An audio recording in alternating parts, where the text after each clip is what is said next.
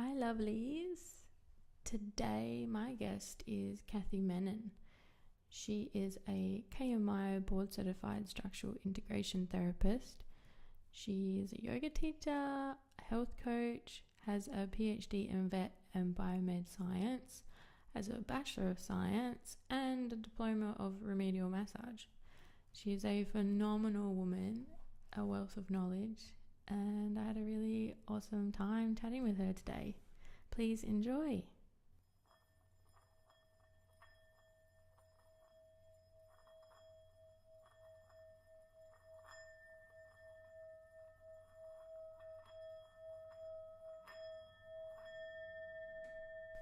Hello, beautiful people. Welcome to the BC podcast.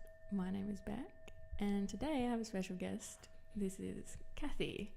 And Kathy is I say to my friends, my structural integration lady.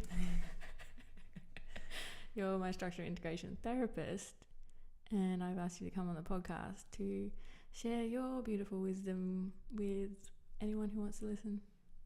You have. So welcome, Kathy. Thank you. Thank you for having me.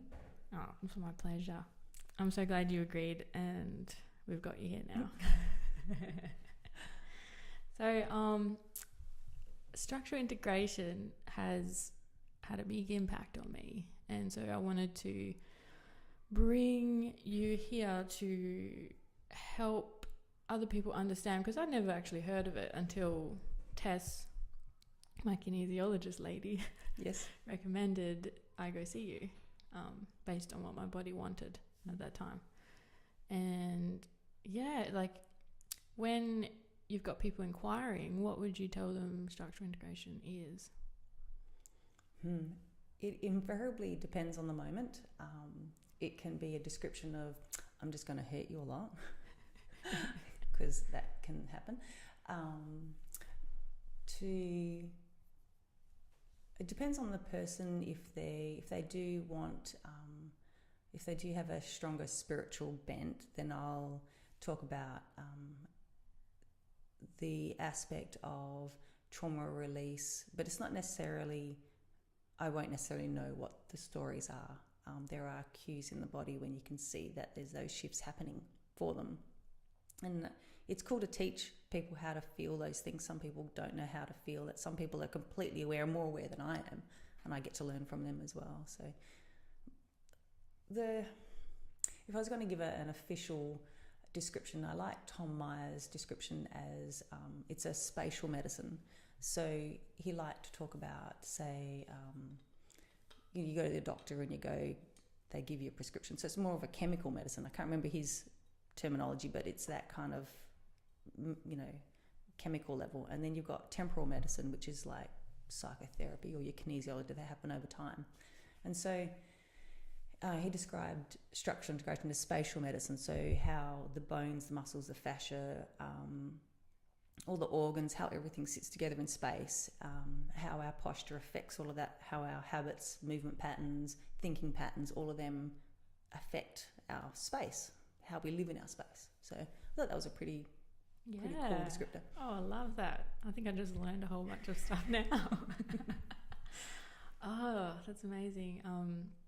And what I've felt from our sessions is being more aware of the potential of my body after I see you, and seeing, because we've taken some before photos and some after photos, and just seeing that I look taller, I look slimmer, I look more grounded, and feeling more balanced afterwards.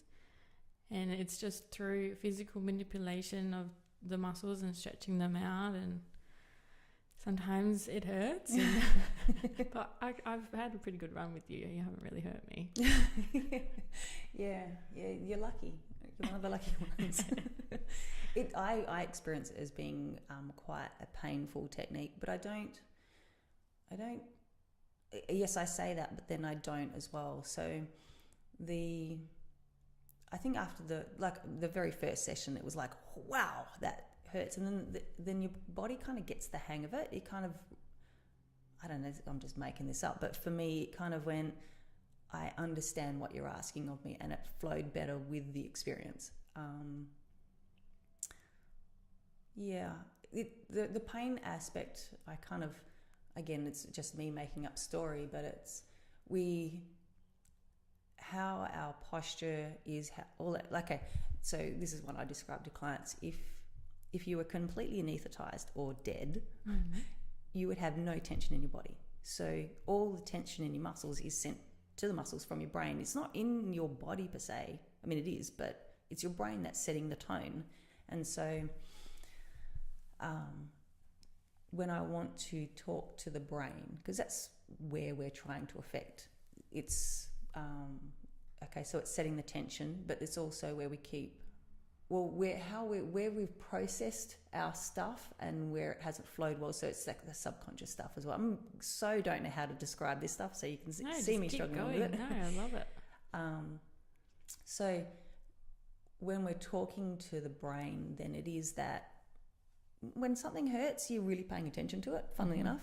And then the technique involves the client moving as well. So sometimes when you're moving and you're doing just the back, then it's just the act of breathing.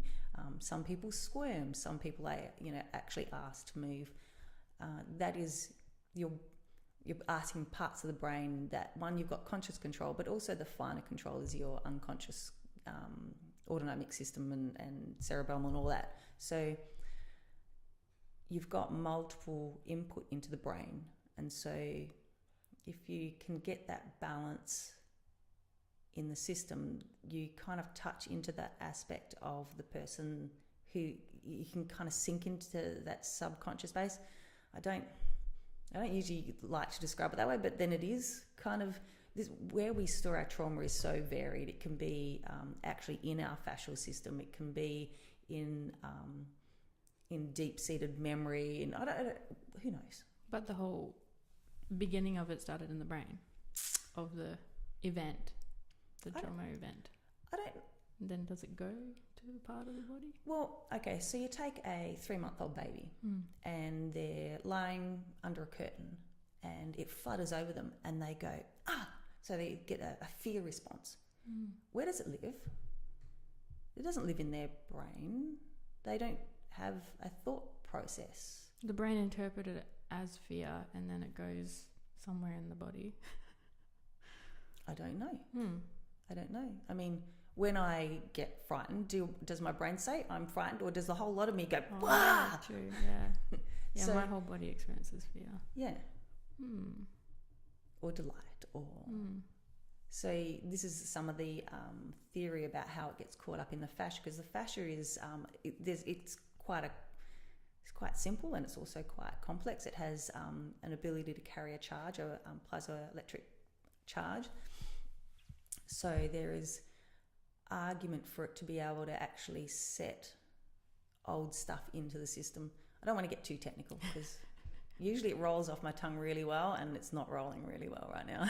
That's fine. Yeah. Do you see like a theme of certain traumas that are within people at all, or a theme of any kind of issue that people come to you for? So when I first started, it was quite apparent that was, I'd have a whole set of people come through with a similar shape or a similar story, and then I'd see how that shape would live in their body. And so it was like the work was teaching me these things. Yeah, I was just going to say, I think a lot of that happens for the therapist themselves. Yeah. Nowadays, I don't find it really happens that way. I have had in the last few weeks definitely a lot more of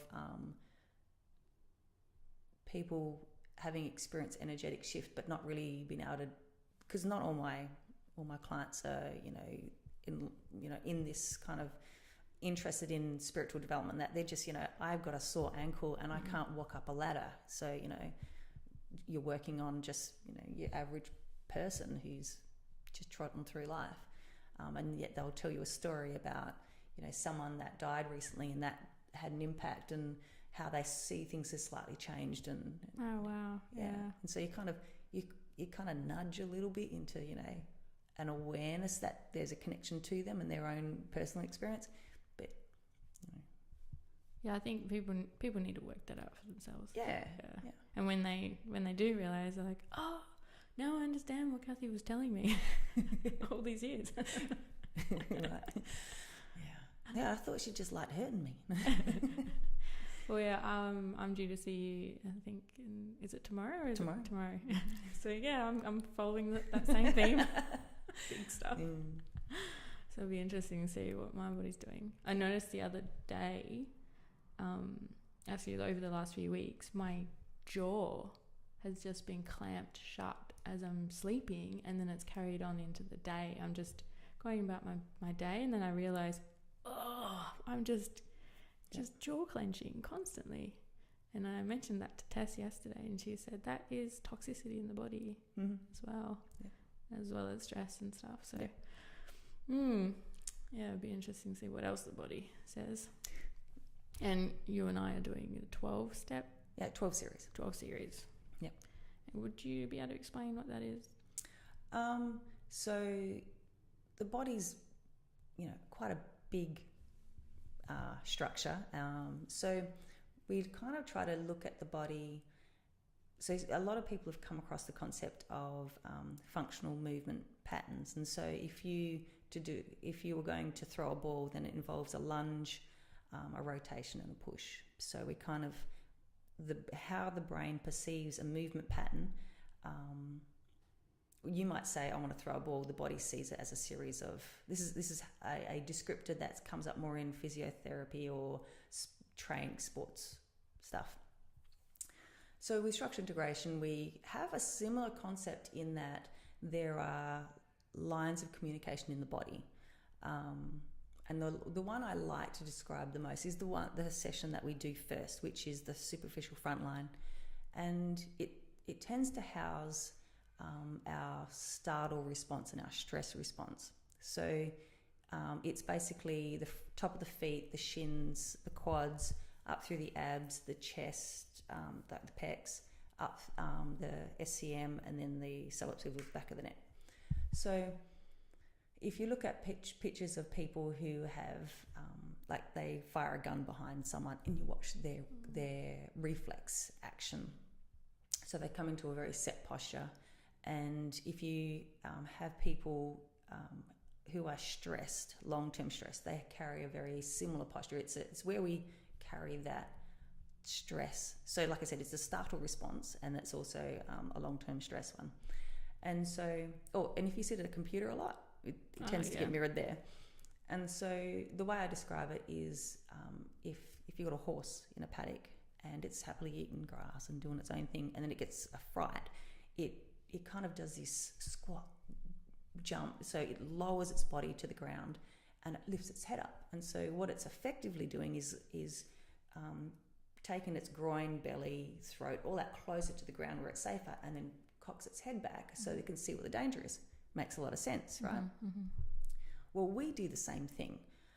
We have that same that reflex. It just doesn't look the same because we're not a quadruped. So, okay, the horse has gotten a fright. It looks around. It's like, oh, nothing's going on. So, presuming there's nothing going on, it says nothing's going on, and then it just shakes it off. It does this little shake thing, and then goes off and eats grass again.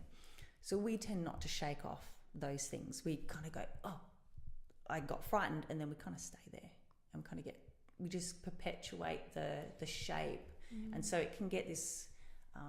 It's a very specific shape. The chest drops down, the head starts to protrude forward, the tail may or may not tuck depending on the person's particular shape. And so doing that front line is where that kind of gets held. So it's kind of it's hard to describe. It's where we put our stress response into the body. And so that's just one line. And then we've got the superficial front line, which is that.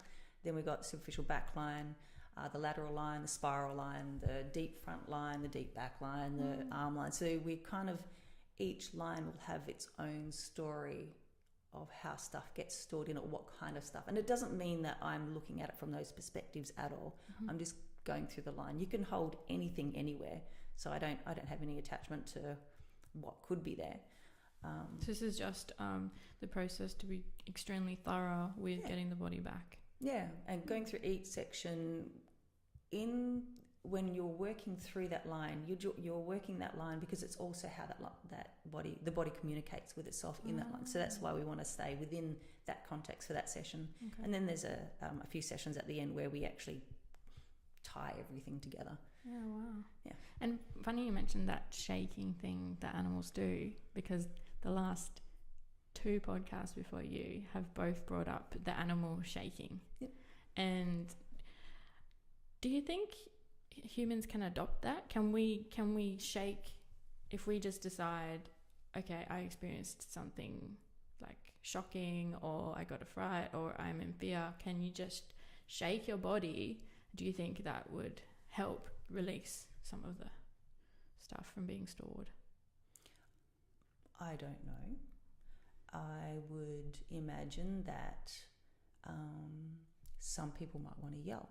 Yeah, okay. So it might do it from a vibration inside the chest. Some people might, you already see people, they want to go punch something, go punch on a bag. Depends. You'd need an inherent understanding of yourself. Yeah, sure. Shaking, because I work with quite a variety of people. You might be pushing your luck to get someone, might say, oh, you've had a trauma, just go shake in the corner. And they're not going to really respond to that, Yeah, true. So, you need to... We have a culture that doesn't allow us to be free with... I have a puppy at home, and it's so fun to watch how free they are of judgment and ego, because we're really tied up. Mm-hmm. So, yeah. Yes, no, I don't know. I might just try it, and if I remember in the moment. But yeah, screaming, that's an interesting one, because if someone's like hiding to scare you, you can scream, or you can actually punch them in the face and they jump out. There are options. That's interesting. But the idea is to release the stored stuff, and usually what you're describing is a bit more spontaneous, survival-ish, rather than releasing the stress, because you've got a big hormone hit as well. Yeah, true. So. Yeah, because the animal will go find somewhere safe to just spasm out. Yeah. We don't really let ourselves do that. No. We don't go, you know what, that was really scary. I'm just going to sit here and breathe and chill, whether we shake or not. Yeah, like after a car accident or a near miss of some kind, and your body goes into that shock. Even to recognize you're in shock is really difficult. Mm-hmm. Yeah. But I suppose animals just know. Well, I guess they can't cry as well as we do anyway.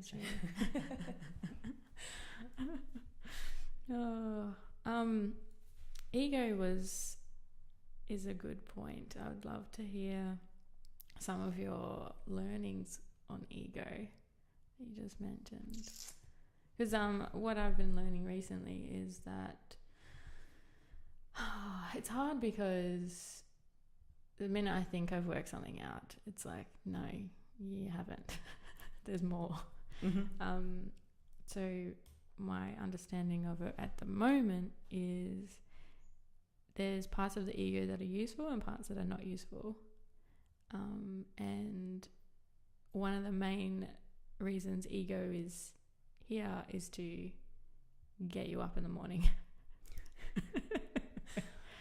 And so just learning about the different layers that ego has, and it's so hard to describe what ego is for me. Do you have anything to add? So my perceptions come more from medicine work, and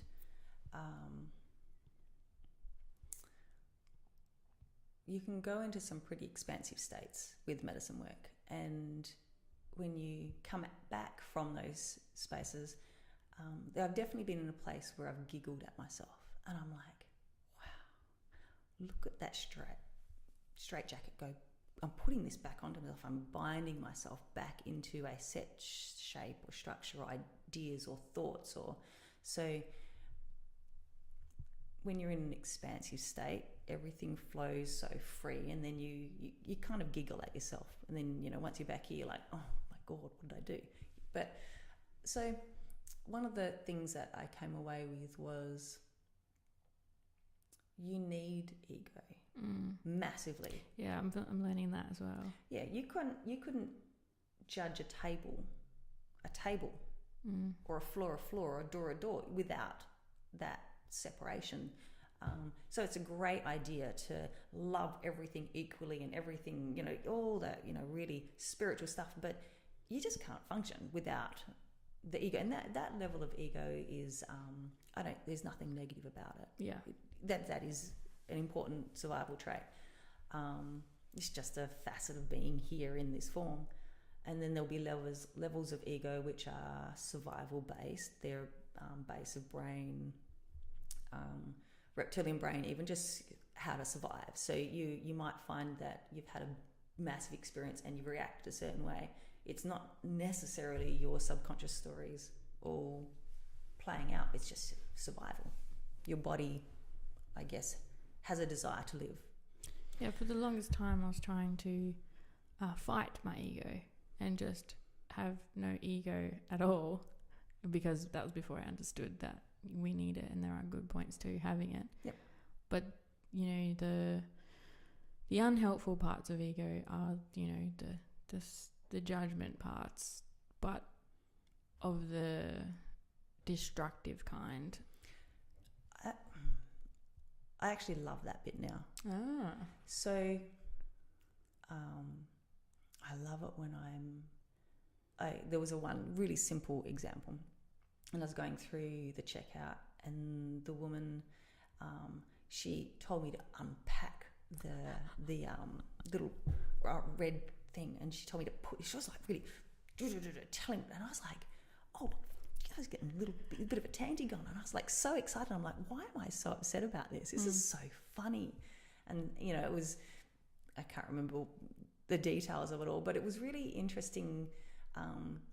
I guess at that point, I'm not attached to my temper tantrum or my issue that I had, because I found it quite funny to watch myself go through it. But, you know, there are times when we are in our most egoic state and are actually pissed off. We aren't separate from it. And even those I enjoy after the fact, because you get to see who you are.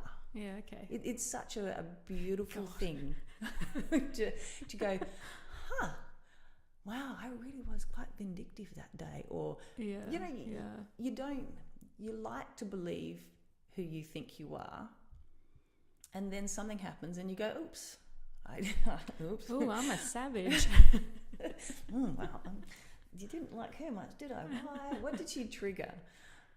There was a recent example, and the flood of negativity that came out towards myself and someone else was, that's not mine. And so in the past, you might go, oh, why? Or how dare you? Or get angry back. But it's like, you actually have a sense of compassion. It's like, what happened to them? You know? Mm-hmm. So I guess your ego, what was another nice example which made me giggle? I'm a bit bad for not wearing shoes, and I might be at the shopping centre without shoes on occasionally, and a lot, and someone was like, she's not wearing shoes, and I sat with that for a while, because I was like, what? Well, they know nothing about me, and I know a shitload about them already, and they've only said one thing, you know. So you kind of, your ego can inform you just as much as it informs everyone else. How's that? Yeah, that's good. Yeah, I have been trying to I suppose keep that compassion there more, but also like finding myself going, I'm meeting a new person, I'm like judging them super harshly for my own protection. Yep. And I'm like, is this someone I want in my life? Is this someone I want to keep hanging out with? Like every word that they say, I'm like, oh, what'd you say? Okay, all right, I'm okay with that.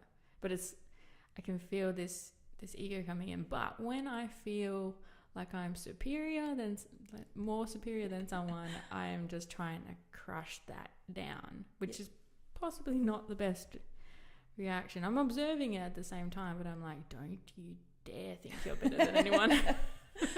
It's really hard to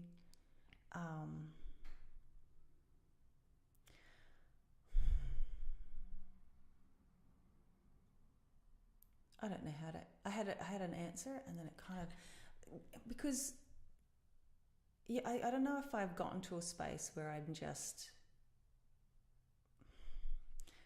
you can't.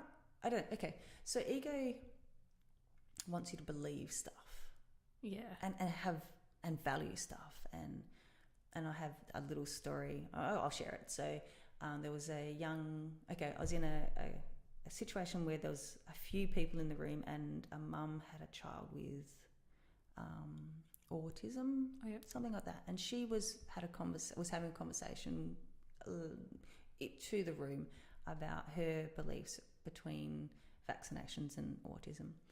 And another young woman walked into the room, and she basically said, "There's no connection. I'm a scientist. I should know."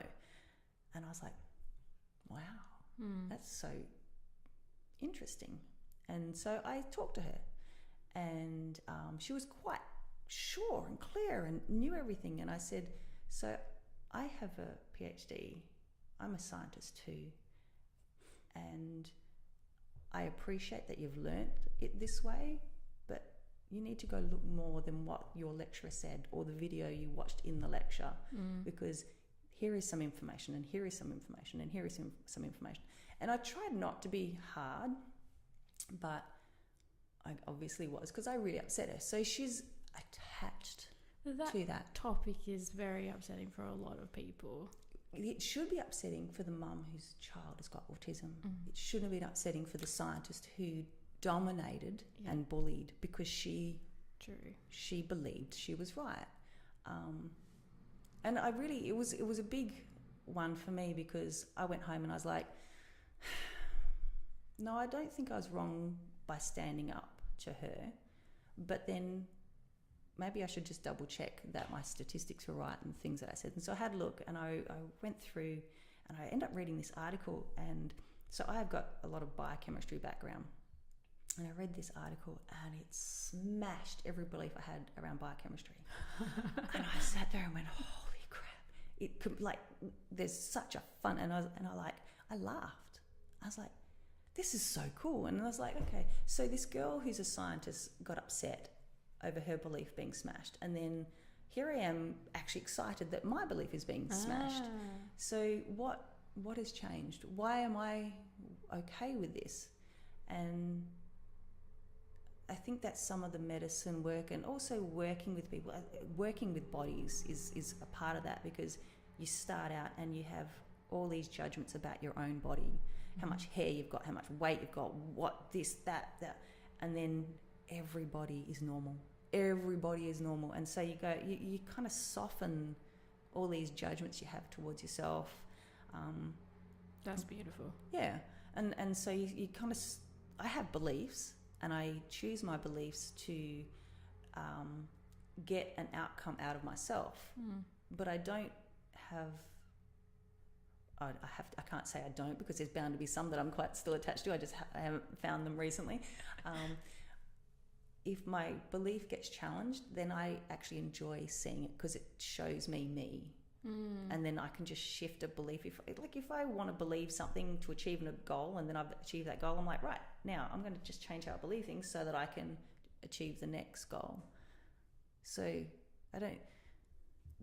what happens is you're caught and you're grabbed by your ego, and it can be scary, and then you can go past that slightly and actually enjoy the process of your own ego. But I don't know how that step is there. Yeah, you've figured it out, but it is such a hard thing to explain. yeah.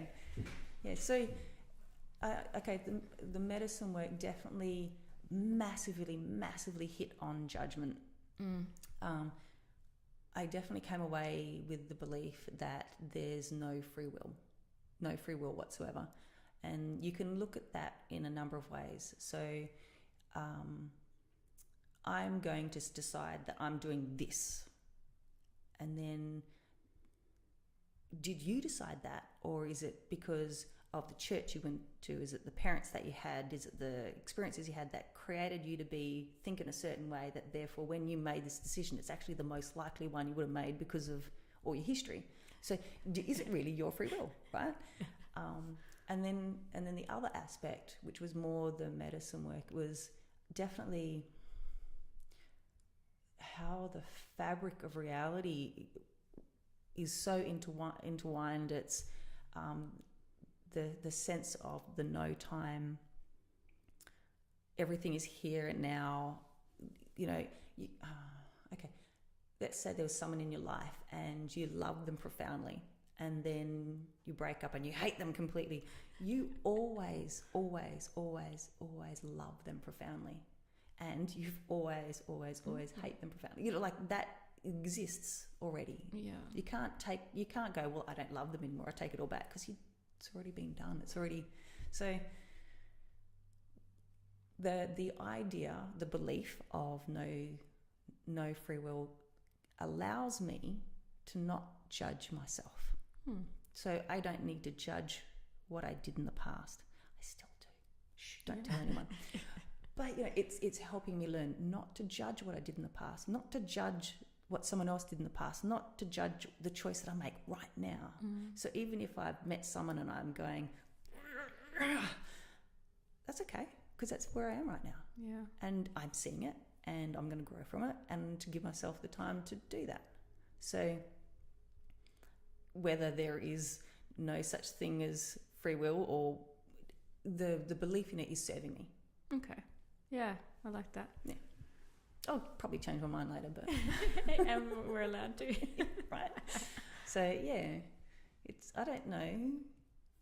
I'm just trying to fit it all together and know that there is no truth, because we're in kindergarten and we have no idea about anything whatsoever. What we're all trying to do. Yeah, like that.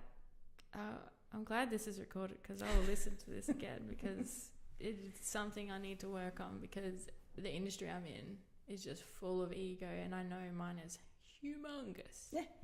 And have you read Biology of Belief by Bruce Lipton? Starting to. Yeah. He's got a little piece in there of how big, I think, the subconscious is, and it's like, oh wow, we're screwed.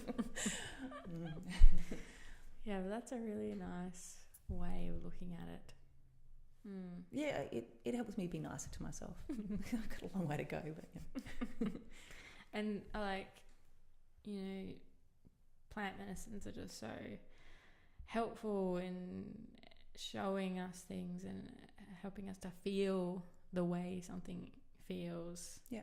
And then incorporating this body work into it all just really treats you as a human being and a spiritual being at the same time.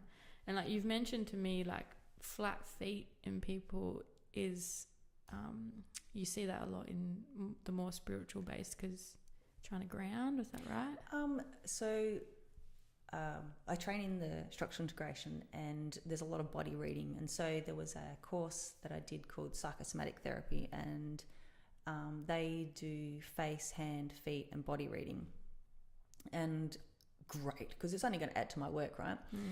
And I go and do it, and I'm not attached to, it has to feel right inside of me, whatever I learn from that course. And their take on flat feet is you're almost wanting to hug the earth. There's a lack of security, so you're hugging the earth. And I don't necessarily see that. I don't see someone with flat feet and go, oh wow, they're insecure. No, I understand that. But you mentioned it to me, and it made sense for me based on my growing up, childhood and stuff like that, because I'd had the flat feet since then. It's definitely, if I give clients information, not because I see it, believe it, etc., but because they know themselves the best. They know their history, their story, and I'm a manual therapist, not a counsellor, not a, it's not my area. It's not appropriate for me to dive into their whole story. If they want to share, I will. It helps me fit what's going on in their body, but I'm not trained in counselling or anything like that. So if I see someone, there's a really classic one for women, and it's a very specific shape, but the hands present forward, and there's a particular shape in the chest and the head, and often I'll ask because basically they've put their hands to take whatever it is that's been given to them. So if they've been a young teenager and they've been yelled at and told you're a naughty girl and you're this and you're that, they've worn that. This is just your hands by your side. Yeah, when the just hanging. I don't know. Sometimes it will be how they move. Oh. So it's the interpretation that I. Okay. But that comes with time and years of doing this work. Yeah. It's because we had that with me, the last one. My hands were by my side, but it was palms up. I mean, palms down. Yeah. Yeah. And you were like, it was a big fuck you, but it's a bit of a no you've got going there. See, like the palms forward can be that, yes, but from that I agree that I'm a horrible person. Right. And then you can have a similar based on the story. Yeah. But it's you can have your hands face forward and be a completely different story. Just depends on the whole presentation. And I don't know the person's story, so I say this is what I see. Does that make sense to you? Because Tom Myers was doing this for 40 years. He could pick stuff unbelievably well. I haven't quite cracked 10 years yet, so yeah, it's going to take me forever to really, I don't know, master the skill. I just find that part so fascinating. I love trying to read the body and like understand what it's trying to tell me. And like you have mentioned the depressed postures as well in the body. Yep. And then specifically one of my favorites was the like gym junkie. My terminology, of course. Depressed posture. Yeah, there is so you take the weight of life and you can see the person who gets depressed, they take on the depressed posture. Most of us can envisage that. The gym junkie actually has a similar thing going on their system, but they have a particular when they broaden their shoulders and it's a little bit peacocking. They're kind of making themselves look big and strong. The weight of the battle that is inside of them is still the same. It's just they're in battle mode. Whereas a depressed posture, that's a classic depressed, is being defeated by it. So it just depends on our nature as well as our posture and how we perceive. And I might try and get a picture of those from you. I have a lovely book with lots of different things in it, and you can I might always take photos out of it. Put them on the Instagram and Facebook along with this podcast. I love it. Have you added your own flair to the structural integration, your own style from what you've learnt, and you've just added bits and pieces to make it more unique to you? Not deliberately, but yes, of course. I really like Paul Chek. He's a person. He does a lot of different things. Definitely a profound healer. He's more into the personal training, but has a very strong shamanic bent. Very, very smart person. So he has teaching, and it's really, really basic. And we're just looking at diet, movement, happiness, and got to remember the last one. So we've got, I wrote it down because I keep forgetting them.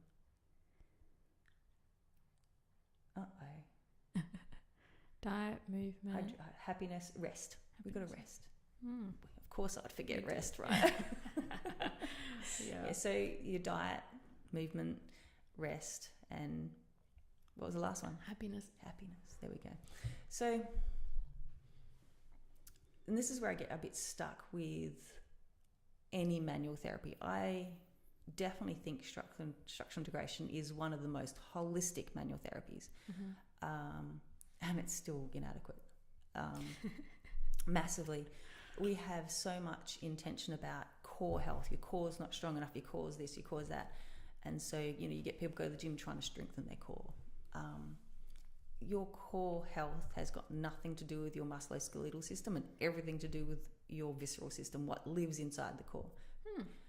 If you have any problem with your gut, parasites, if you have, even when you have your cycle, any liver issues, like everything inside your core has, in the body's hierarchy of needs, what's inside your core is more important than your musculoskeletal system. Wow. So if there's a problem in there, it's going to turn your core off. Huh. Well, that explains a lot for me. Yep. Wow. Yep. So I've definitely had, not too many of them, but really unwell people come in with big problems in their body, not being overweight people, but with really big bellies, and they've got back pain. It's clear as soon as your core destabilizes, there's a really sequential list of things that happen. And I tell them straight up, I can do a little bit, but you need to fix your core, what's going on inside. You need to find someone who can help with that. And I have some references that I can give. It's hard because I don't know of someone who's as thorough as like Paul Chek is. I love his work and I've done a lot of it, but I'm not drawn to actually doing his work, even though I've learned how to do it. So I don't give diet advice per se. It's kind of like, here's a book, read this and then do that, whatever the book tells you to do. It really is like your own investigation as to what is wrong, because you might not have all the organs in what's the word, peril. You don't really know what's going on. Most people have a good idea, but to me it's a little out of my scope. It just is a very complicated area, and my brain really likes the musculoskeletal system, and I'm really good at that. You also get people who you can clearly see it's their stress levels or their lack of sleep. Hydration is such a fundamental thing. All your joints have synovial fluid in them. If you don't drink enough, your joints are dehydrated. Doesn't matter how much elbow work I stick into your quad, you're going to hurt because you're not lubricated enough. And so I can go on and say structural integration is, a really holistic therapy and it's great. No, it's missing some really key points. Make sure they're hydrated, really hydrated. Not just, a glass of water before a session with you. They need to understand why hydration is important. They need to understand why their diet, if it's their diet that they need to fix, or is it something else? That leads on to my other point that I wanted to make sure I asked you was, what other therapies go really well hand in hand with structural integration? Definitely depends on the client's needs. I had one come through. He'd broken his ankle. He had to do something to do with building houses. Couldn't climb ladders very comfortably. So his needs was straight structural integration work. I think I probably had him suggested some chiropractic just to make sure all the joints in the foot and ankle were moving well. I mean, I can do mobilizations, but maybe there's more. And that's all he really needed. For people who are interested in the, trauma release, I don't really even look at it as trauma release work because it can be so much more subtler than that. I've definitely experienced structural integration as trauma release, and it's pretty intense. But then I've also the softening that can come through in how you perceive things. It doesn't mean that you did or didn't release trauma. There's just, you don't know where it was if you did. So if you're interested in the journey that it can bring, whatever that means, my favorites are kinesiology. Big time.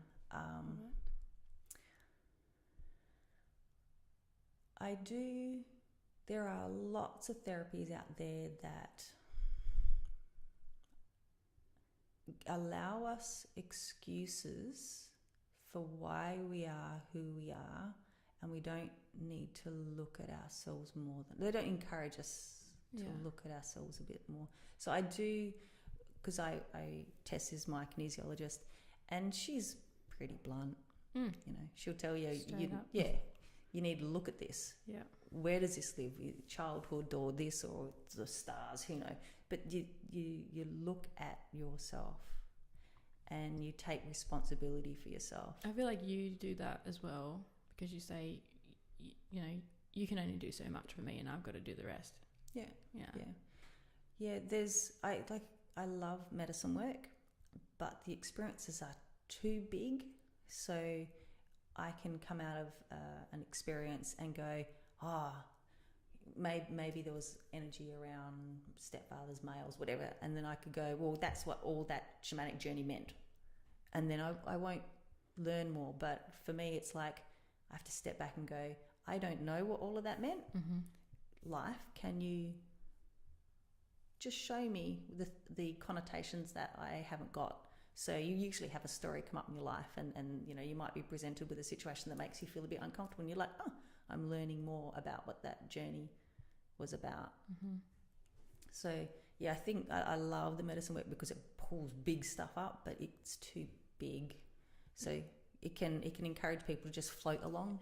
Gives you I think, well, that's the whole point of, you know, integrating, like making sure you take the time to do the work in this reality. And all that stuff will be coming up, you know, gradually as well, because it is a lot of information. What about seeing a dietitian or anything like that? Acupuncture? My biggest, I have no disagreement with any of it. I just haven't come across people that I'm comfortable referring to as yet. Okay, yeah. Because I've been trying to make sure that I don't overwhelm the body, because I also have a Bowen therapist. So I'm trying not to do too much body work. But just the right amount. It definitely can be, if your intention is the body work with that aspect, you can definitely cook yourself. I cooked myself. I did 12 series in about 3 months. Oh yeah. I upended my little world. I'd go have a session with Tess, and I would just be so ungrounded, and she would like go, oh God, and I'd just put me back together and then push me out the door, and like, I wonder how that went. I really, it was pretty intense. And I have one client specifically who likes doing that, so she'll actually see Tess and myself on the same day. She's quite fun. She just spends the day at the beach afterwards, and she's like, oh no, I'll just do it this way. But for most people, I don't suggest you do both. Actually, I've found, like, if I've seen you and then I've had to go to the shop or something, everything is I'm so sensitive. Like I've had someone scream at me after seeing you, and I was like, oh God, I was not prepared for that at all. And I'm like, sometimes I have to go home and sleep after seeing you. Sometimes same with Tess. And other times I'm like, I'm fine, I can keep charging. But it's just like, you never know how you're going to feel afterwards. So I like to try and keep the day free. Some people don't have choice. And there's, you know, how often to have sessions. You know what? Universe decides that for you. If it's a fortnightly thing and it flows easy, it happens. If you wake up in the morning and the kid's sick, and you know, you're not meant to have a session that day, clearly. I just flow with it. Yeah, I like that. And so, like, coming back to like your kind of style, I like how you draw a lot of personal reference points when something similar is coming up. And then, you know, it might not relate, but I'll be able to take something from the examples you give and stuff. Sometimes you just don't understand what's happening. And so I've definitely had some really interesting experiences. There was... technically that was one. It was just a really big one. So it was actually when I was doing the training, and they did some really aggressive lower back work, and so before I did this work, so I was one of these people who didn't like humans, wouldn't talk to people, couldn't talk to people. I was good at human biology in high school, and then I was like, but I hate humans, so I'm never going to do that. I'm going to go study biology. I was really good at human biology, but not so good at biology. But my inherent avoidance of people, humans, was that strong. I just was, and I was actually married to a psychologist. Don't know if that helped or hindered, but there's a process there. Mm-hmm. And I was in my 30s, and I just couldn't talk to more than one person at a time. I could not public speak. You just turn bright red. You can't think. It's just an absolute joke. So that's my reality, and that's just what it is, right? And then I get this really, really, really aggressive lower back work, and I was pissed for 4 days. I was so angry, fuming angry.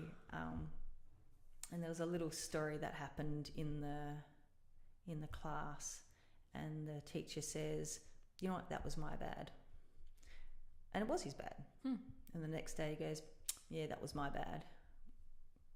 The third day he goes, "Wasn't my bad." And I'm like, bullshit, it wasn't. Because that's what we do as humans. We a situation will come up, and we take ownership, but we really don't want to. So we kind of just keep re-editing it in our head until we're right. Mm-hmm. So you got to keep that in mind. Whenever something's going on, you're going to try and re-edit your reality so that you're right. We're quite fascinating. Yeah, that's why it's hard to have eyewitnesses be eyewitnesses, because everything changes. Write everything down the day it happens. Mm-hmm. And just be blunt, because that's going to be the closest truth you'll ever get. Anyway, distracted. Yeah. So The lower back. Yep. Really pissed for 4 days. I wouldn't let them touch me at all. Tom Myers is like one of the world top quality people in craniosacral structural integration, whatever. Wouldn't let him touch me. And I'm like, what the how stupid was that? Like one of the best people in the world, and I was like, But anyway, I was not in a good space at all. And Lou Benson actually did some very, very subtle craniosacral work, and it just shifted everything. So I stabilised. I was able to finish the training. She actually comes to Perth and actually teaches this work now as well. So absolutely love her. So I get back to Australia, and I'm a bit of a gym junkie, and the guy who runs the class, he goes, "Kathy, can you take the class today and actually do da-da-da-da-da-da?" And I just did it. There was before that, I would have freaked out and run out and cried. I wouldn't have been able to handle it at all. Now, the level of shift that did is just so beyond comprehension. People who know me now would go, nah, not likely. But just night and day. Just no. I can get nervous, but I can still think. Yeah. Wow. I can still go, okay, that's a problem there. Let's re-edit how we're doing that. Let's see this, see that. Like before, I just was gone. I was gone. There was no. So So when someone's having something on the table and they don't know how to flow with it, I can give a story that will go, okay, anything's possible. Yeah, and it's a big process that's happening. And yeah. When you're in it, it's really difficult to think there's going to be something good coming out of it. Yeah, or how to flow with it. Yeah. And that applies to everything in your life, not just this body work. But yeah, I recently went through a big difficult patch, and I'm just coming out of it now, and I'm starting to see what that was about. I still don't really know, but I'm looking forward to the story or the insights that I get from it. Your need as a human to have stories almost undermine you at some levels as well, because like I had some big shamanic experiences with the medicine, and at the end I went, you know what, I can't make head or tail of this stuff. I'm just gonna let it all go. And I had it was just like this big whirlwind over my head for about 6 weeks, and I'm like, okay, I'm just gonna yeah. If a ball drops in my hand, then I would work with that one, but I couldn't try and figure it out because I got upended then too. Yeah. Yeah. So you just, yeah. Oh, you mentioned like the holistic approach, Mm-hmm. and I love the fact that, like, because when I met you, it was almost instant that I knew you've done plant medicine, just because you get that vibe with people. Mm-hmm. And I can't even remember how it came up, but it did. Maybe I just said it. But I was like, oh, hell yes.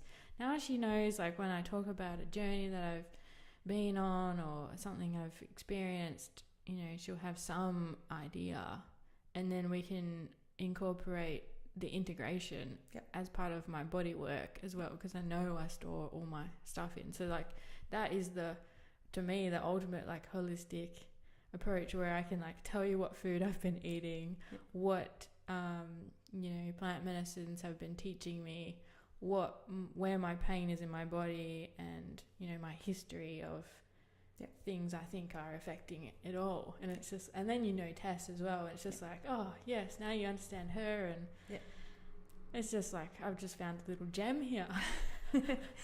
There's one thing I do, it's a little story I give. I think I called it a bit of a toadism, and that's about the time when I came up with it, and it's kind of describes my own journey. And we want to get better, and we try stuff, and some people try and don't get anywhere and don't know what to do, and some people they do a medicine and stuff shifts and they get better, or they do it, and it's like, how do we get better? And so I made up a story. It kind of made sense to me. And how the universe taught me, and I call it the 4 ladders. I've probably given this one to you already. No, I don't know, maybe. 4 ladders. So let's say we've got 4 ladders. There could be 1,000 ladders, but we'll just keep it to 4. And one represents the physical ones, the emotional ones, the mental ones, the spiritual. And so there's 100 rungs on each ladder. We'll really simplify this whole process. And let's say you spend 10 years getting psychotherapy, and maybe you've climbed really high on the mental ladder, mm-hmm. but you just haven't made a shift. It just hasn't. Your same habits still are there. You know what to do. You know how to think, but you're still doing the same crap. And the same. It's just like you get that frustration. And let's say you go and get some Reiki done. You get a lot of Reiki done. You really love it. You even like this Reiki. You get lots and lots of Reiki done. And then you can feel the shifts, but it just doesn't quite happen. And you could be, maybe you've up to 50 rungs on that one, and, on the mental one, maybe you've got to 90. Let's say you've done heaps. Mm-hmm. And then you Reiki, I kind of put in the spiritual, but shamanic medicine as well. I love Tess because she hits that mental, spiritual, and emotional. Everything. Yeah. And she can do the physical stuff as well. All in one. So let's say I've seen her for years. So let's say I'm doing well. I'm up to about 70 on that one. and then I go to a bodywork session, and kaboom, everything. Because I climbed 2 rungs up that ladder, and now I'm 20% up that ladder. And you can't help but feel that. It's like, holy crap. Oh, physical work is the best. Manual therapy is the best. No, it isn't. You've just opened up another rung, that's all. So I always encourage people that if a new therapy comes in and it's easy, go give it a go, because it could be the ladder you need to climb. So I like that analogy. Yeah. I definitely give everything a go. Everything, even like to the point of the same thing being a different person that does it for me or with me, or go back and do it after a few years. Yeah, because even like I find the therapists themselves bring their own special, unique energy as well. Yep. And they've got their own, their own stories from their life and their own knowledge and their own wisdom. And yep. So even if I see another structural integration person, I probably won't, but if I did, that would give me something else. Yep. But I fully support everyone doing that if that's what they want to do. Yeah, and you know what the scary thing is? The last time you sat in a bus and there was that little old lady that you sat next to and she completely ignored you and you completely ignored her, she probably did the most energetic work of all. Or might have been the kid that sat on the other side. Who knows? Yeah. You just... Yeah, well, there are a lot of amazing people out there, and it would be nice to be able to connect more with everyone. Actually, this was a story that was shared. They didn't know they were sharing this story because they're just a mechanic, but they were aware enough to say something happened because they'd had an interact with the person, and then the person actually died a week later, and they're like, something happened. I felt something, and then I'd been working on that person for quite a few years, not a lot, but over the years, and his whole body had shifted, and I'm like, that's really cool. Whatever this person brought something amazing. He didn't know, but he kind of knew. Wow. And that's, it can be that simple. Yeah, it can be a person. Yeah, for sure. I've had many profound people that come into my life. Yeah. And then catalyst people. Yeah. So, and they were just, Tess is one of them. Yeah. Belinda's another one. And they just show you a new way of looking at yourself and the world. Yeah. And you're like, oh shit, there's way more possibilities. Yeah. And they don't even need to tell you or say. No, yeah, you can just be on a subconscious level. And yeah, definitely. Yeah. And I feel like the more that we as individuals do work on ourselves, the energy that we then emit to other people is doing things for them too, and even them just witnessing us in our transformation can encourage them to look at themselves deeper as well.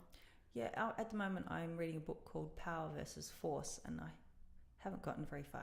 He's not an easy read. There's a whole pile of blah I can give you, and there's a chart of human consciousness, I think is what he calls it, from 0 to 1,000 over, and it's a logarithmic.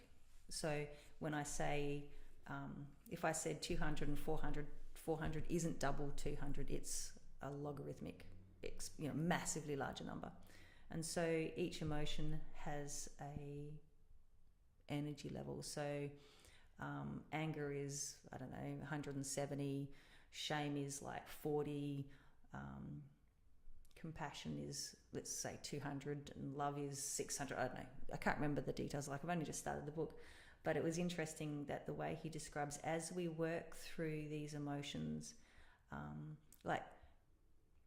they're not bad. Let's say you're in grief and then apathy, and you can go get stuck there. The minute you get angry about something, it will motivate you to achieve something. So moving up is always the ideal. Yep. And so the further up you go, you don't ever really go back. You grow in compassion, you grow in awareness, grow in love, and it's such like a logarithmic increase in your energetic presence. And so I do believe that as you grow and shift, you're not doing anything deliberate. There is just, by being of a set vibration, you are there to help people. Yeah, people feel like those people that walk into a room and they're just so loving and kind, and everybody loves them, and they've worked on themselves a lot for many years, and you're just like, they're glowing. Yeah, they do. They really glow. It's fascinating. I work with a lady. She was at, I don't know if it's still Yes to Life, Raylene, and to me, she's just a beam of white light. And I had a conversation. I can't remember a word of it. What we talked about was fairly normal stuff, but the actual downloading that happened there was so overwhelming. Just absolutely beautiful. She's just an angel as far as I'm concerned. But Nice little shout out there. Yeah. Yeah, I haven't seen her for a long while, but there are people out there who have, and they're not perfect either. No one's perfect. We're all human. I want to know, what kind of therapies do you go and get for yourself? Do you have your own structural integration person? I let my partner do his work on me. He's very, very intuitive. Cool. Definitely hurts, so he's got that down pat. I do like his work. Tess. Yep. I did used to see. I had 2 Reiki ladies. I have someone else who's quite good at energy work now in my life, so I tend to not even worry about it anymore. They're quite in charge of that.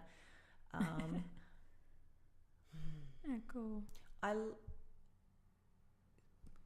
for a long while I literally said to the universe, just bring me the stepping stones and I'll step on them. And it was definitely a case of, I go to the shops and have this little experience, and I'm like, what can I learn from it? So it's almost like, how can life be my teacher now? Yeah. So they come when they're meant to. I don't seek out now. Okay. It will be there, and the time will be there, and it will just be right, and then I follow with it. Then it's really hard to say more than that, really. Yeah, well, sometimes I get like a message come in for me of someone I need to see, and like that happened with Bridget. Yep. And November last year, just, you need to see her now. I'm like, oh, okay, and just I knew she was there based on my friends seeing her. Yeah. And then working with Tess, I fully trust Tess, and she's like, your body is ready for Kathy now. And I'm like, okay, let's go see what this is about. Yeah. Yeah. And so I guess like that's just the universe bringing them in for me too. Yeah. Yeah. And I do my own energy work on myself. Yep. It is good. I find it is good to go to other people too, because they're going to give you something that you can't give yourself. Yep. There was one other that I did take a liking to recently, and that was peak healing. Oh, yes. PEIEC, peak healing. And I just did the module 1, and I actually liked a lot of what they were teaching. It was still quite a young course, but I really did like the read I got off the ladies in charge. She's just very clean, very, very easy, very happy. I don't know, that's kind of big for me. Most people have lots of baggage, right? So yeah, I did like that one. I want to do more of that. Oh, nice. Yeah.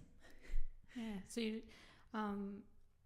you mentioned your partner. So he does the physical stuff on you. Yeah. Yeah. Cool. Yeah. Yeah, that's good. And what are some things that you could offer people listening to like be aware of in themselves, or when is it time to actually go and see someone? Like, because a lot of people, we just ignore it and think it'll sort itself out, and sometimes the pain will be there and then it'll go away. When is the time to come and see someone for body work? I have absolutely no idea how to answer that question, because it will only happen when it's right for them anyway. Okay. For postural stuff, it's really tricky. I have had people come in and they get advice on posture from other therapists. And sometimes they're the kind of therapists who I'd expect to do a better job, and sometimes I'm like, yeah, that's as good as you'll get from them. I don't know. Well, I mean, if it was that important, there'll be more of us around, and it'll be easy to get hold of, right? So maybe we're meant to be bent out of shape until we can't handle it anymore. Until something happens. I don't know. Trying to have a felt sense of where I was before to where I am now. I don't know how to guide that question at all. All right. Just for me personally, once I did it, the shifts were profound. Yeah. Which is part of why I do it. Yeah. So, Well, yeah. I suppose like I feel, for example, if I experience pain in my back, I feel like I need to get to a chiro pretty immediately. Yep. Yep. I'll do that. Yeah, but I've kind of like with you, we've just been booking in straight away again, and because we're doing the 12 series. Yep. I'm wondering how it's going to go after that's finished. Because after we finish the 12 series, do you just, like, if I come see you and I've got pain somewhere, do you just address that area, or what happens after the 12 series? It really does depend. So I have some people a lot of people who've done 12 series and then just go on and I never see them again. Yeah. And that's kind of the ideal. And then I have those who have done the 12 series and then I have regular appointments with. And they're really fascinating because I might have someone who I've done a 12 series with 5 years ago and I see them every 6 weeks or so. And then I get to watch a shift in their mind and their body at the same time. So I don't know if that's just, how much I'm helping, how much I'm getting to learn, how, the other dynamics, I don't know. But it's really, I get to be a part of their journey, whether they mean for me to be a part of it or not. And so, there was one person in particular and she shifted a thought in her mind and her whole hip, something I couldn't get out for a long time, came out. So did I do it? Did something else do it? Did she need both? I don't know. But so some things can take a goddamn long time to come out. Yeah, I feel like that'll be my body, which is why I'm asking. Yeah. Each session with you doesn't feel long enough to like target those areas. It feels like we're just getting the surface. Sometimes it feels that way to me, and sometimes I feel like I've done so little, and I've gotten I feel bad. I'm like, I haven't done enough, and then they'll come back in and their whole body's changed. And I'm like, yes, how did that happen? Because it's more than just the physical. So yeah. Like I said, I did 2.5 12 series in 3 months. I went from one place to another very quickly, very aggressively. I don't advocate that people do that. Yeah. But the shift, because you can go backwards. You'll do a 12 series and I'll give you homework, and homework is, very novel for a lot of people. And so the idea is that I take the tension off. We loosen the fascia, even though technically, we won't go into the technicals. You bring yourself to a better posture. You practice the better posture. The body supports that, because the fascia is just a support structure. So if you've got poor posture, your fascia is going to support you there. Mm-hmm. So I loosen all those supports. You come into a better posture, and then the fascia will tighten and re-support you there. Mm-hmm. So that is the basic principle. If you want to keep it, do your homework. Yeah. And so that's not on me. I can't make people do the homework. I can, hint, nag, and I do, but I'm not attached to it either. Yeah. Because it's each individual's journey. And the first time around, I didn't do any of my homework. It was only when it started really hitting the hip pocket, I went, I'm going to do my homework. Yeah. So, and massive changes. But yeah, well, I've gone away from a lot of your sessions like, right, you're in a good place because I've seen the after photo, and like, I want to keep it like that. And then over the 2 weeks, it's like goes back to where it's been for the last 10 years. It takes about 3 months for it all to tighten up around again. So you just keep doing it. You keep for me, that the best posture has a real deep sense of gentle, grounded inner strength. It's not. I don't feel aggressive, powerful. I feel centered, powerful. Does that make sense? Yeah. And so when I come away from that posture, I can feel, I'm tired. If I'm having to fake it a little more, I can feel the kind of resistance that's in my system. That the gym junkie, because I can do the gym junkie posture too. I can do all of them quite well, really. And so mine tends to be the more, I'm tired. So just the shifting of the posture and just grounding in it gives me strength too. But Yeah. I've been doing this a long while, so I know where that lives in me. I know how to find it easily. I know how to give it to myself. So it's my hope to do that for everyone else. But, I'll nag. Yeah, I like your nagging. And so I want to talk more about plant medicines. Okay. Because that's fun as well. You are a big proponent of toad for yourself. That was one of the most powerful. And there was another medicine that isn't a shamanic medicine. It's a it's a synthetic product, and that was one of the most powerful body trauma release ones, and I'd love to work with that one more.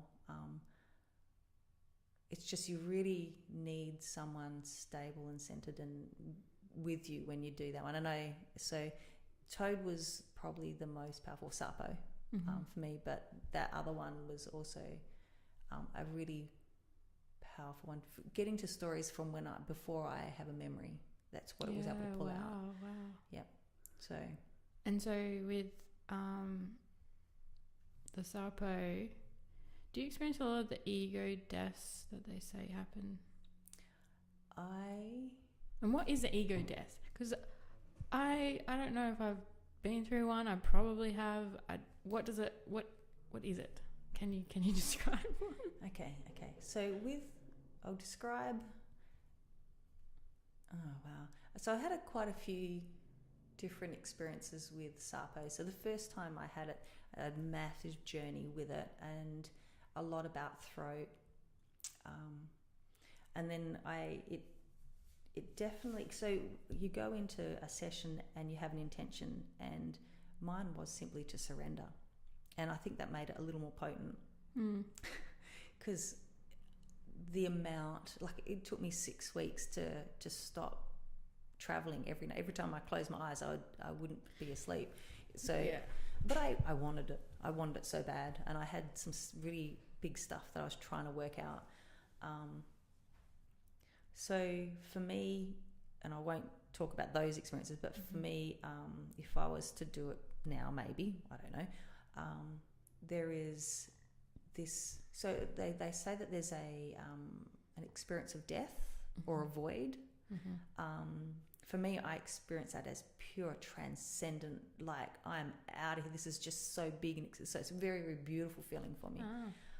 And I think that's not everyone experiences it that way. That does it make you look forward to, dying in the next phase of your life?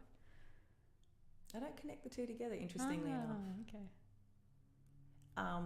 If there is a sense, I almost get the sense that being a human and being alive is actually more peaceful because of the amount of energetic feel that you come to. There's just so much. So here, we're really, really there's nothing going on. It's really peaceful here. So if you're feeling peaceful, it's peaceful, and you live out in the bush and there's birds. This is such a chill world if you get that version. Okay, so I think that's called the void for a lot of people, and they experience that as death, and it's scary. So I do have fear because it's such a big experience, but it's in the experience I feel very, very good.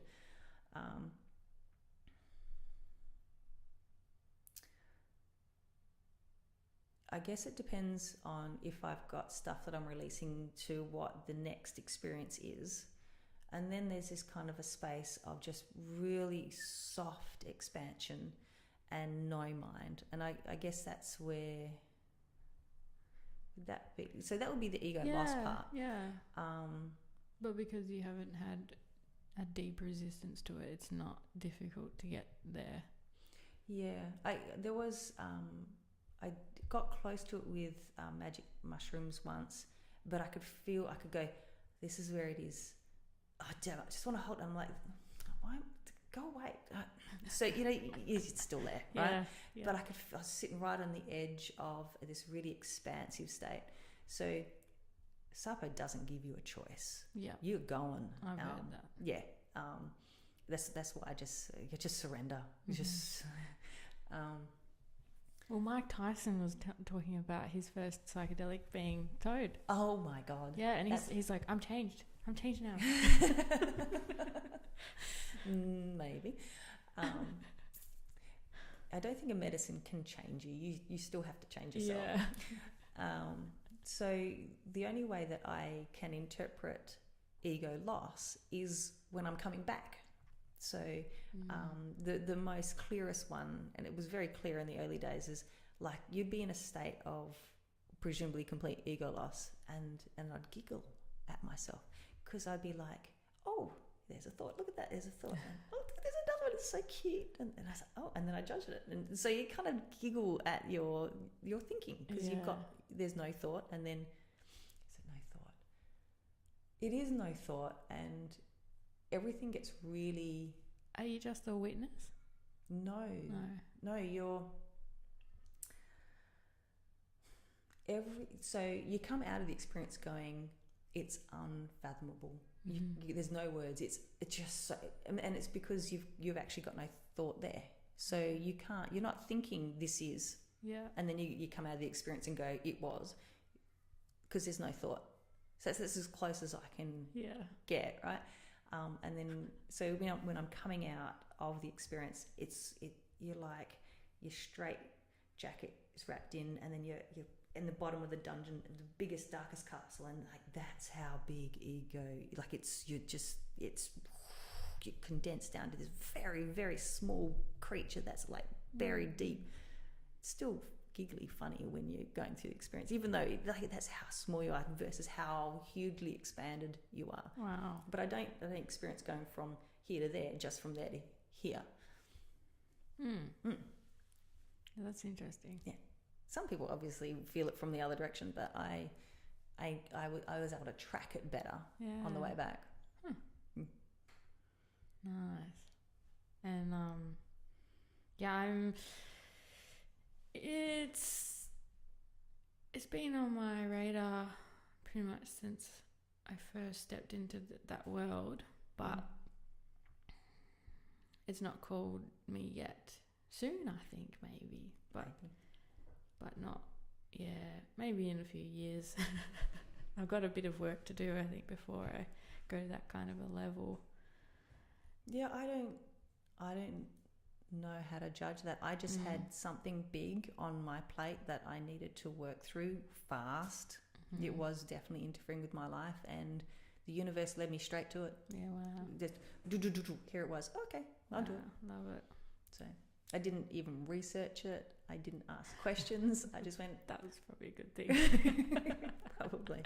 Yeah, it shattered so much inside of me. It's not funny. I had so many toadisms after that. It was great.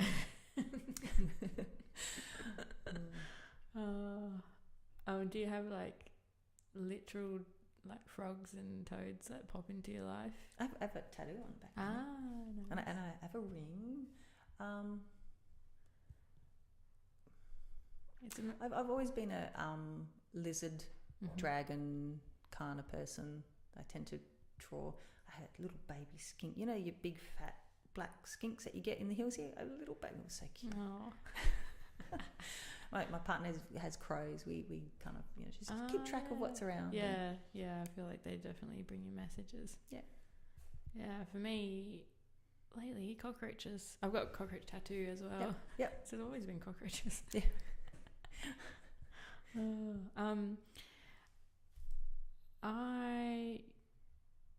I felt like ayahuasca changed my life. Yep. But I've kind of moved away from ayahuasca. I probably haven't had any for like a year now. Yeah. And not really being called back yet, which is interesting because I thought that was going to be the one and only for so long, and then I was just starting to get curious about other things, and mushrooms are very helpful for me. I find that they like give me mushroom missions, I call them. They're like, you got to do this, you got to do that. This is what's going to help your life. This is where you're, sabotaging yourself. This is like you're doing much politer to you than they are to me. If I've had my butt kicked, it's been the mushroom. They scare me. Yeah, okay. I'm like, I want to do a journey, but yeah, it's so interesting how we can all have different stuff. I mean, like I don't need much. Don't need much. But they are like can be quite overwhelming. Yeah. Oh, they're very clear on what I need to look at and pointed out to me quite potently, and it hurts. And I don't know what to do with it.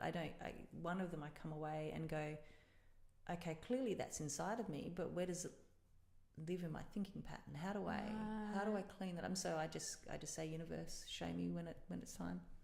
Well, I actually asked the mushroom while they're showing me something, like, what do you mean? Tell me in a different way. And they do for me. Yeah. But if you can think to ask is another thing. Yep.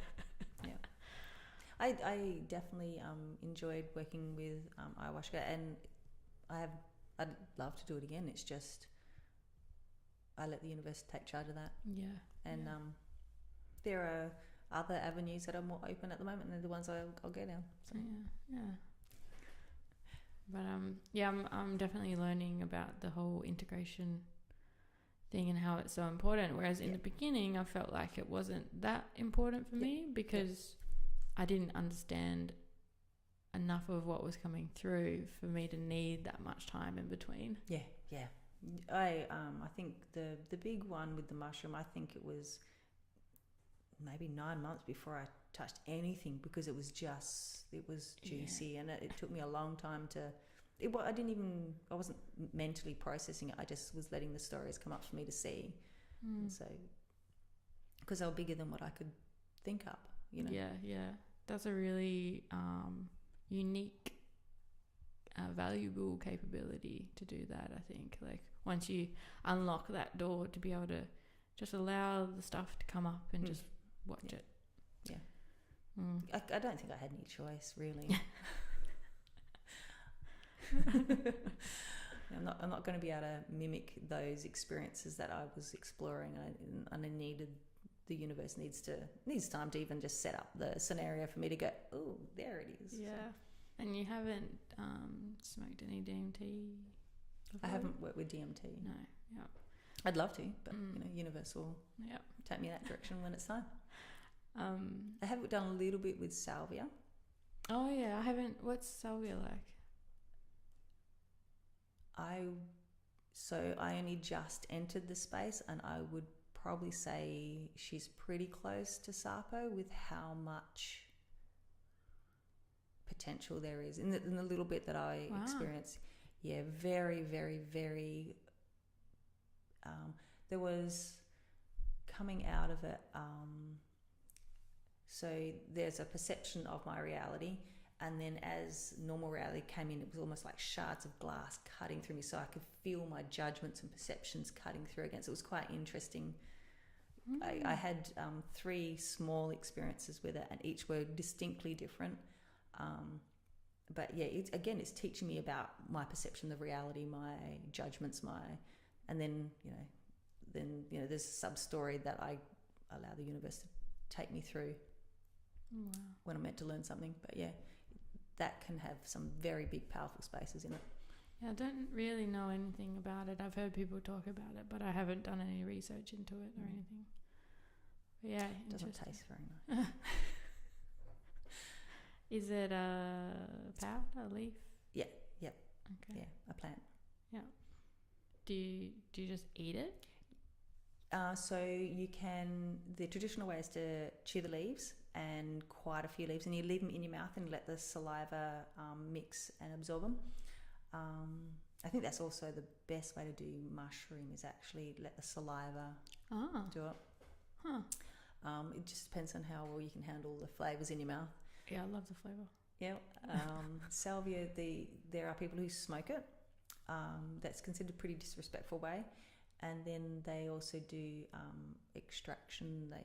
So ideally you try. I struggle with the flavour a lot, so I probably won't end up doing a lot of work with it. Right. But yeah, very, very, very powerful medicine, that one. Yeah. Interesting. It's been coming up a lot in my little universe bubble. Yep. So I might have to look into it soon. Yep.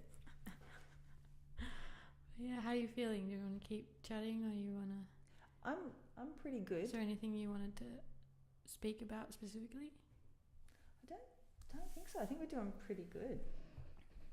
I think I've wrote myself a little. You gave me some questions, so I was like, "Where am I at?" And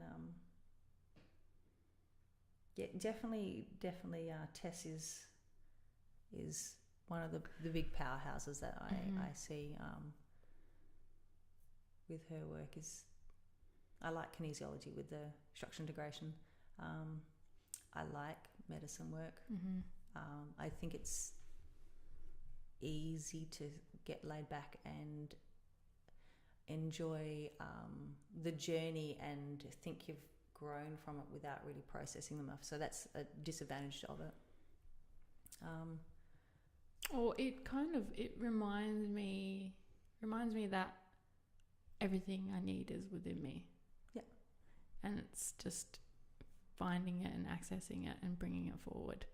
Yeah. When you're out of the medicine, because medicine, I feel like it can't really give you anything new, although there's been like new gifts flowing in for a lot of people lately, and myself included, in like being shown different ways of doing body work on myself and on clients. But also it's like, how much of that is actually like ancient wisdom that you've carried on?